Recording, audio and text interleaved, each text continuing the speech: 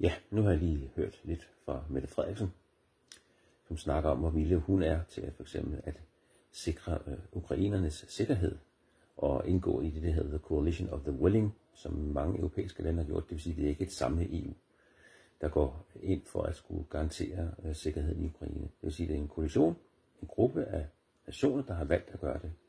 Ligesom Danmark i sin tid var med i en koalition af Willing, da de gik ind i krigen i Irak, imod både Tyskland og Frankrig for den sags skyld. Det vil sige, de stak faktisk hele EU i ryggen.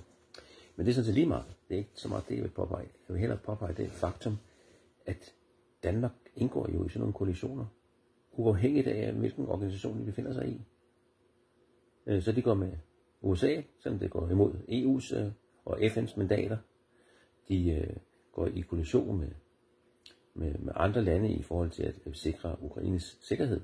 Men det kommer til at selvstændigt at tage nogle beslutninger eller indgå i en eller anden koalition i forhold til at lægge sanktioner på Israel, altså for eksempel forbyde alt våbentransport og så videre, alle våbenforsyninger, så kan man pludselig ikke. Så skal vi alle sammen være enige. Vi kan ikke gøre noget.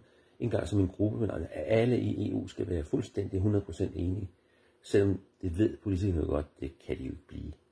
Og det er derfor, de siger det. Så ligesom siger, de skyder dem bare til hjørnet. Vi kan ikke blive enige, så derfor sker der ingen pind.